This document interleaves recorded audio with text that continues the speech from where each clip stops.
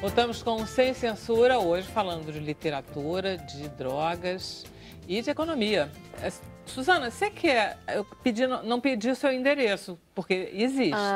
Então, pode dar seu endereço? Ficamos ali na rua Marquês de Abrantes, 177, na loja 107. Duas lojas, 107 e 108. Rio de Janeiro, claro. O que você estava querendo comentar? Você já estava falando de literatura no intervalo. Eu estava dizendo o seguinte, né, que a literatura ela tem essa função de humanizar. Nós estávamos falando de educação, né, e muitas vezes aquilo que é, para a Ilona, por exemplo, um dado técnico, é um dado estatístico, né, na literatura, na criação, né, ela se transforma e aproxima, e você é passivo, você consegue sensibilizar e compreender e mobilizar com muito mais. É o coração. Quando você chega, ela é uma linguagem que se dirige aos sentidos. Vamos, né? Eu adorei essa história para falar de economia. Foi muito adequado tudo que você falou. Agora a gente vai se virar para explicar isso literariamente, Gilberto Braga.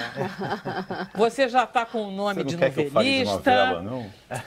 Vamos lá, você vai ter que atingir os nossos corações agora. Bom, na verdade, a partir de abril muda a regra do cartão de crédito, né?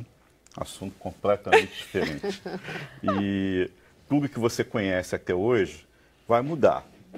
Na prática, só fica igual para aquelas pessoas que pagam aquilo que gastam no cartão integralmente na data da fatura. Opa! Então chegou a conta no final do mês, na data do vencimento, quem paga aquilo que consumiu não muda nada. Agora, para quem não paga tudo, muda bastante e muda radicalmente. Hoje nós temos uma regra que é chamada de crédito rotativo. Significa que a dívida que a pessoa faz na data do vencimento, ela tem a opção de pagar um pedaço dessa dívida e de transferir para o mês seguinte, empurrar para frente aquilo que ela não pagou. Então, é esse crédito que fica rodando, daí o nome crédito rotativo. E sobre esse valor incidem juros que são os mais caros do mercado. Ou seja, tem aquele pagamento mínimo que está lá. Aí a gente paga isso e aquele resto, aí jogam juros em cima. Isso, aí tem um efeito bola de neve, que a gente paga e a dívida nunca acaba, você morre e a dívida continua, né? Crescendo. Exatamente. Então, na prática, o que o governo pretende é criar uma alternativa para diminuir essa dependência ou impedir que isso aconteça da forma como vinha acontecendo. Então, o que é a nova regra a partir de segunda-feira, valendo a partir desse mês, do primeiro dia útil de abril? Significa que quem vai para o rotativo só pode ter o rotativo no primeiro mês. Então, a historinha é a seguinte: no primeiro mês eu gastei, aí chegou o vencimento, eu tenho a opção de pagar o valor mínimo e eu tenho a opção de empurrar para o mês seguinte aquilo que eu não paguei. No mês seguinte, se eu não quitar integralmente aquilo que eu passei do mês anterior, eu sou obrigado a transferir todo esse saldo em um empréstimo pessoal. Ou seja, em vez dele ficar rolando, você tem que separar e transformar aquilo em até 24 parcelas mensais com taxas de juros mais baratas. Pois é, então não é uma boa coisa? Eu achei que foi uma tentativa de fazer com que a sua dívida não crescesse tanto. Isso. Não é isso? É exatamente isso. Né? Qual é o problema que existe nisso? É que tem muita gente que já tem o hábito de ficar flutuando todo mês.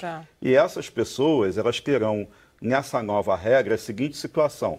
Vamos imaginar, chegou no segundo mês, ela parcelou. Ela pode escolher entre o mínimo de 6 e o máximo de 24 meses. Essas são as opções que os grandes bancos estão oferecendo atualmente nos seus sites. E eu fiz a pesquisa, Vera, para poder falar com propriedade. Claro. Olhei em todos os grandes bancos, então a maioria está oferecendo de 6 a 24 meses, com taxa de juros em torno de 7 a 8%, que é muito menor do que os 14 a 16% que são cobrados hoje no rotativo. Então, chegou no segundo mês, a pessoa vai continuar gastando no cartão, só que ela vai ter que, na data da fatura, pagar tudo que ela gastou no mês e mais uma fração daquele parcelado. Então, se ela fez em 6 meses ou se ela fez em 24 meses, ela só vai poder voltar àquela condição de pagar o valor mínimo e empurrar para frente quando ela terminar o empréstimo total dela. Ou seja, a regra do pagamento mínimo, ela permanece sempre no primeiro mês para quem não tem dívida. E para quem está com dívida, pode continuar usando o cartão dentro do seu limite, com a obrigação de, na data do vencimento, pagar tudo que usou nos últimos 30 dias e mais a parcela do empréstimo pessoal que fez. Mas o empréstimo ainda tem os juros muito altos, né? Tem, mas hoje o empréstimo pessoal de 6%, 8% é muito menor do que pagar o dobro, que é o que as pessoas pagam, que tem esse efeito bola de neve que a gente não sabe por que você paga, e você continua com a dívida cada vez maior. Em outros lugares que não seja o Brasil, por exemplo, Estados Unidos, é tão alto os juros? Não.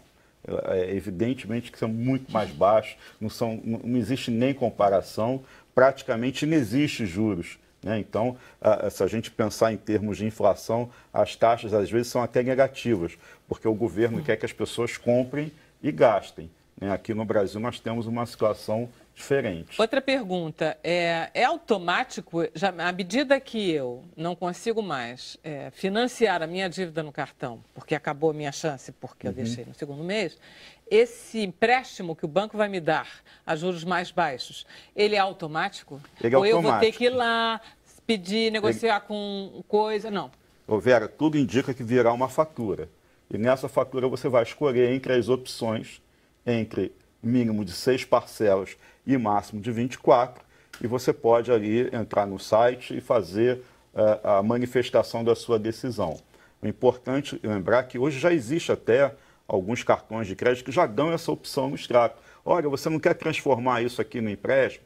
O que é diferente? É que a partir da nova regra, isso é mandatório, é impositivo, ou seja, quem não pagou 100% da fatura, depois vai ter que obrigatoriamente contrair o empréstimo. E se no segundo mês a pessoa voltar a ficar inadimplente? Aí ela fica inadimplente mesmo, ou seja, ela naquele momento vai ser negativada, vai sofrer todas as punições financeiras, né, que normalmente se tem. E perde o limite do cartão. Perde o cartão vai ser bloqueado. Fica aquela bola de neve. Mas é até melhor. Sim, é melhor. Quer dizer, é melhor. No sentido de não ficar uma dívida muito maior depois. Você nesse sentido lá do fim do mundo, mas imediatamente você não está resolvendo um problema, é isso? A ideia é tentar criar uma disciplina para que as pessoas possam ter um controle maior sobre as suas finanças e sabendo que você está de alguma forma amarrado com o empréstimo, que você não tem mais aquela flexibilidade de, na hora de pagar a fatura, empurrar para frente, que as pessoas possam ser mais comedidas nos gastos impulsivos. Eu não entendo nunca por que querem nos ensinar coisas. O que eu vejo é o sistema financeiro tentando seduzir você a gastar e a se endividar, e a se endividar, e a se endividar. E quando você simplesmente diz assim, mas eu não consigo, aí você vira um bandido, um criminoso, e ele quase que te mata ali porque você deixou de pagar até um determinado momento. Disciplina é uma coisa interna. Eu não estou entendendo. É uma boa coisa ou não é? Eu acho que é uma ótima coisa. Ah, bom. Agora, é importante chamar a atenção que nem todo mundo que se endivida é bandido. Na verdade, o mundo da economia vive com parcelamento. 220 milhões de bandidos, as pessoas que têm dívida de carro, que têm dívida da casa própria, que compraram uma calça em 6 parcelas no cartão e dividiu, isso é lícito. O mundo do comércio vive disso. O problema é quando você se endivida além da sua capacidade de gerir o seu orçamento. Então, eu acho que hoje isso é um problema, sim. É um problema como as drogas, porque as pessoas querem comprar, querem consumir, e a gente tem hoje uma escola que não ensina finanças como deveria, a gente tem um ensino enciclopédico, e aquilo que você vai precisar no dia a dia, seja para consumir com consciência ou não consumir as drogas, seja para usar o seu cartão de crédito com responsabilidade e gerir as suas próprias finanças, isso está ausente da escola que nós temos hoje. Então, é um absurdo você ter pessoas em idade economicamente adulta que não saibam fazer as contas básicas de matemática. como, por exemplo, uma proporção de juros, uma proporção de regra de três. A população brasileira não tem sabe, esse nível de conhecimento, não. Exatamente. Não tem por mesmo. isso essa intervenção, porque em países, enfim, Suécia, estou dando um exemplo óbvio muito distante, mas existe educação de gestão da sua casa, do seu lar, a educação financeira faz parte do currículo. Aqui a gente ainda está no mais e no menos e na divisão. Só tinha um quadrinho para mostrar, só tem mais 1 minuto. Não, na verdade, eu já falei tudo que eu trouxe no ficou quadrinho. Claríssimo, porque eu acho ficou que foi aprovado literariamente pela Suzana Muito obrigado. Vargas, eu acho, ficou muito claro. Fiz jus ao novelista, então. Fez A questão é que a gente volta sempre para a educação. Nós sempre nos voltamos para a expressão, no fundo, para a gente poder se expressar bem, para a gente poder compreender o que está acontecendo na nossa volta e, inclusive, com detalhes tão particulares. Quer pôr uma perguntinha aí qualquer? Eu ia falar hashtag economia financeira nas escolas. Eu vou dar o resultado da enquete. Dá. 67% a favor da legalização e descriminalização e 33% contra. Valeu todo mundo que votou. Um bom resultado. Maravilha. E a gente está seguindo a discussão num site que eu não dei, é drogasolivro.com.br. Vai ter plano de aula para professores, tem quiz, justamente para estar ajudando nessa conversa, na educação dos pais, dos professores, como é que a gente fala com os jovens sobre esse tema. Então, só... Uma última palavrinha, André, vou deixar para você. E a gente está falando de educação aí, e infelizmente a gente tem a nossa Universidade Estadual do Rio há tanto tempo fechada. Então, é um tema de educação seríssimo, assim, a educação em todos os níveis, tanto do mais básico até a faculdade, a gente está passando um drama enorme. O Estado está em crise. Gente, muito obrigada. Obrigada. Bom, agradecemos então aos nossos convidados de hoje e a vocês que participaram de casa. Eu queria que vocês assistissem agora ao programa Cenário Econômico com Adalberto Piotto. Mas depois tem o Estação Plural de hoje, que vai discutir a sexualidade, como é que é mesmo? Com Drauzio Varela, gente, muito bom. Vai ser às 11 da noite, tá? Bom, se vocês estiveram com a gente até agora e querem continuar mais um pouco, é só ficar com o Facebook ligado que a gente vai continuar, tá? Se não, a gente volta com Sem Censura amanhã às... Não volta amanhã, amanhã é sábado. Olha só, a gente volta segunda-feira às 5 da tarde. Bom fim de semana, bom descanso.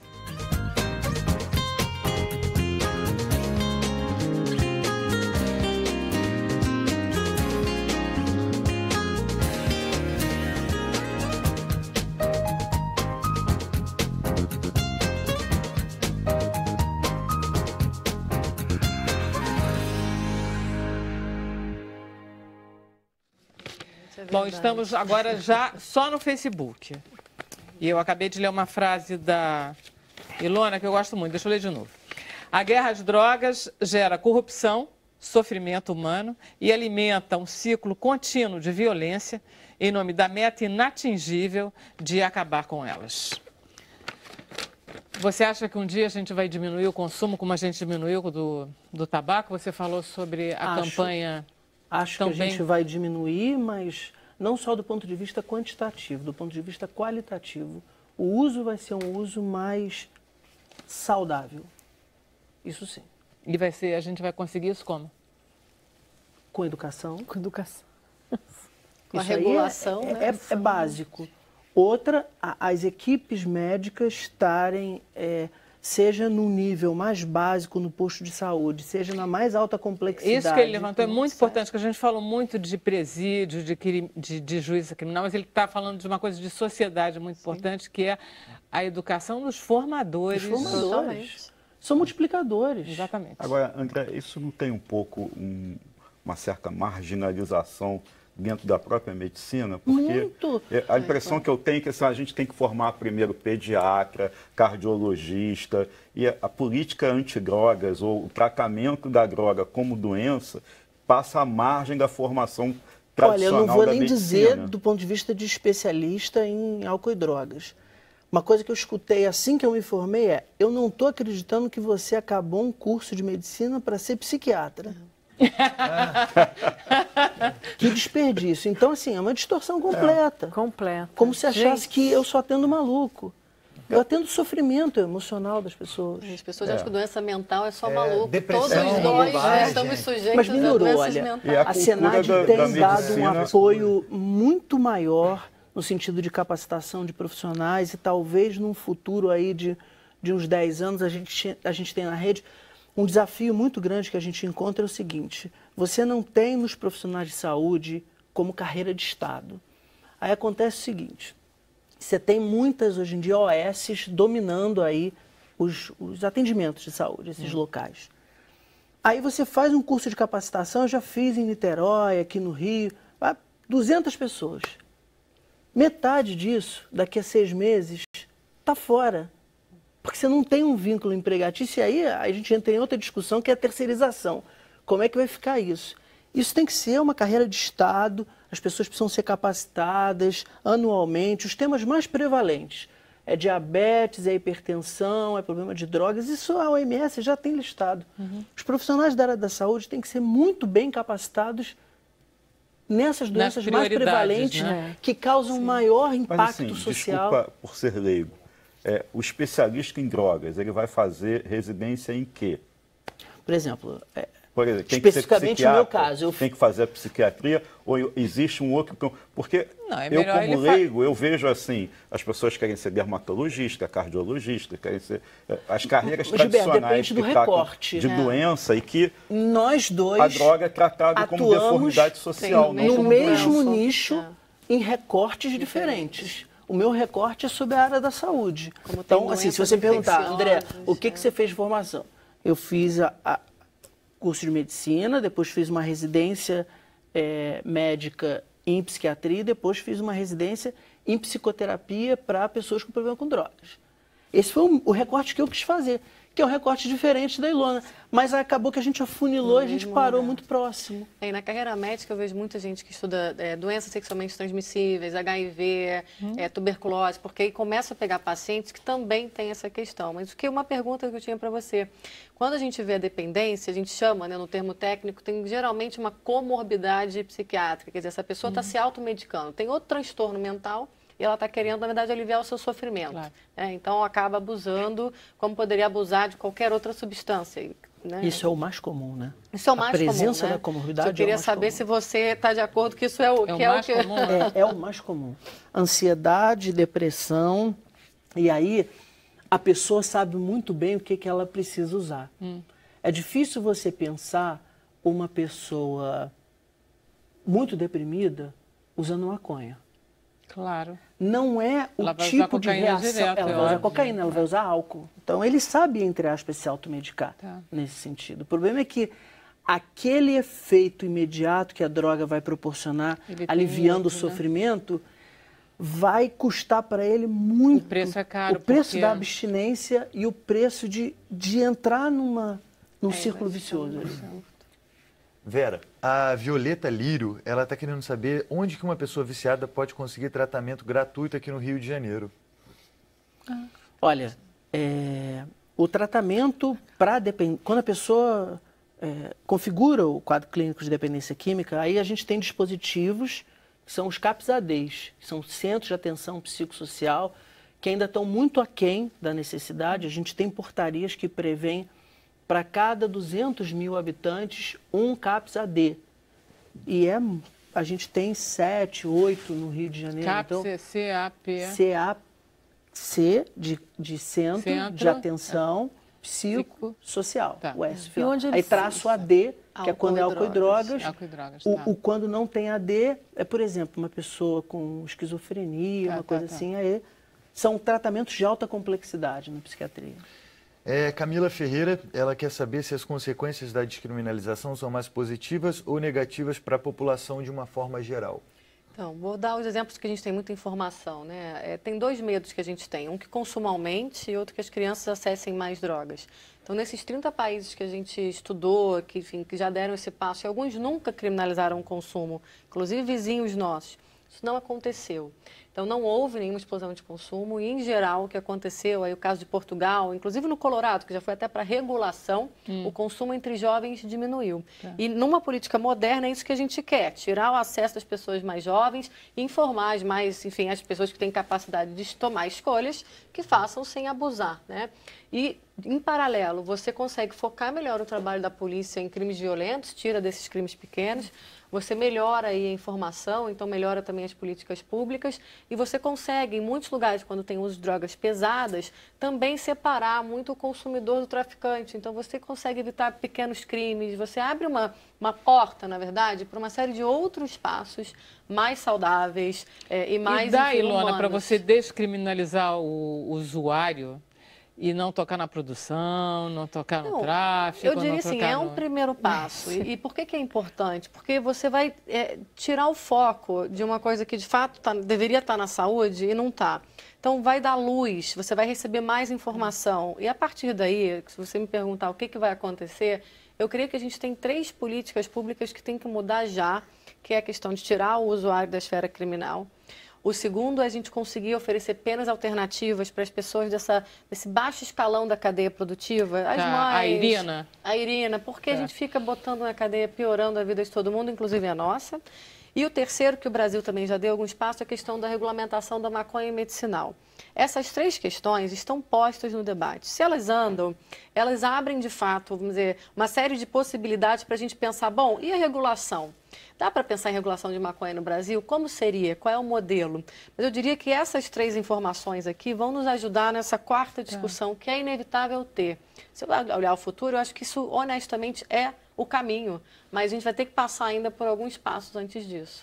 Olha, essa questão da maconha medicinal é tão interessante. Eu trabalho... a gente estava falando das minhas atuações. Uma das minhas atuações é no Tribunal de Justiça. Eu sou revisor de pareceres técnicos. Eu dou assessoria técnica a juízes. E pintou no ano passado muito a questão da maconha medicinal. E quem sabe, tal qual o cigarro, a gente tem os PETs de nicotina, que são repositores daquela nicotina, quem sabe a gente pode medicinalmente repor esse... que esperto isso. Vai ser muito interessante. A gente tem tudo. Se a gente conseguir colocar todo o projeto que foi muito bem, que tem sido muito bem sucedido para o tabaco em relação à maconha, a gente vai avançar muito. Eles liberam um setor enorme, né? Porque tem muita maconha, de gente presa, tem muito usuário de maconha. Muito. Na verdade, 80% das pessoas que usam drogas no mundo são usuários de maconha. Então, quando a gente fala, mas não vai adiantar nada, porque o que dá lucro é a cocaína, estima-se, porque são dados estimados, é um mercado ilícito, né? Mas que você consiga aí tirar 50% do lucro, porque o número de usuários é muito maior de maconha do que de outras drogas. O volume. Então, enfim. E também porque é uma droga que a gente já conhece muito mais. A gente sabe, causa dependência, sim, em alguns casos, enfim, existe, mas é menos danosa no ponto de vista aí, técnico, médico e social do que o álcool e do que o tabaco. Então, enfim, a gente fica lidando aí de uma forma que todos pagamos, quem usa e quem não usa, paga pela política equivocada, né? Porque é isso que está acontecendo. A guerra que está aí faz parte mesmo dessa discussão. O que a gente está vendo hoje do policial sai de casa para combater o traficante. Eu fiquei muito impressionada, assim, 11 mil, você falou, 11 mil são presos porque usam a droga e 12 mil são presos porque traficam, quer dizer. E quem decide isso é o policial, Vera, só em a base olho, né? no olho, não tem nem critério objetivo. É verdade que o policial tem uma prática danada, né, Ilona? Pois é, tem. Eles têm prática. Mas eles também... Agora, eles têm mais preconceitos, talvez. O próprio policial fala, enfim... Mas se o médico tem preconceito pra caramba, porque o policial não vai ter? Tem um viés, não tem jeito, né? Porque, enfim, tá ali também. O policial também tem medo, né? Ele é um ser humano. Eu sempre falo, a gente trabalha com a polícia, então eu entendo o lado do policial. Claro. O bom policial, ele fala assim, cara, eu também não quero ficar levando o dependente para delegacia. Agora, para onde é que eu vou levar? É isso, a gente não tem o capacidade suficiente. Por que não tem? Porque a gente está gastando dinheiro do outro lado, está gastando muito dinheiro. Eu fui assaltada por um rapaz no ônibus com uma faca, ele estava só drogado. E ele acabou sendo preso, e eu tive que testemunhar, e eu fui até o juiz. E para que esse menino estava preso, você tá entendendo? Ele foi preso à toa, porque estava drogado, assaltou com uma faquinha safada um ônibus inteiro. Então foi pego assim. Entendeu? Ficou preso, quer dizer, é mais um que entra numa cadeia interminável, sei lá. Aí não vai ter o quando atendimento. sai, E já não sai mais, né? Porque já entrou, não né? sai, Não vai ter o entrou. atendimento Aí que ele ele tinha entrou que no ter, crime. que era ir entrar por um CAPS e por ali seguir um E caminho aí eu disse, eu me terapêutico. lembro de eu ter dito pro delegado, mas eu não quero para esse menino na cadeia. Ele disse, todo mundo reclama, mas na hora de testemunhar ninguém testemunha. Eu fico fazendo papel de idiota. Então, aí você fica totalmente presa numa engrenagem, é muito esquisita. Você não sabe. É porque, na qual é a verdade, o tua que eles atitude estão correta. vendo é o potencial de poder causar ali um ferimento nos terceiros. Pois é. Então, a pessoa que, mesmo doente e acometido de algum grau de alucinação por conta da droga, ela é capaz de colocar a vida de terceiros em risco. Pois então, mas quando aí ela você está vai para o armada, hospital, pois leva para o hospital, não leva para a cadeia, né? O problema não é você reprimir e conter, é como é que você trata depois. Justamente. É esse acompanhamento que a gente deixa. Mas é isso. Isso é bom para prender e ficar pagando uma fortuna para as prisões. Porque né? a gente afasta da nossa vista, a gente tem Exatamente. medo de ficar olhando. É muito mais caro prender do que tratar, mas assim, infinitamente mais caro. Né? Gente, foi um prazer tê-los aqui. Obrigada, André, Suzana, Gilberto, Ilona. Brunozinho, vamos para a farra, sexta-feira. Tem 2 O programa anos, chegou ao eu final, trouxe segunda-feira a gente o secretário volta, 5 da nacional tarde. de Ok, drogas do tchau. Uruguai para um salão do livro de Guarulhos. Que bacana.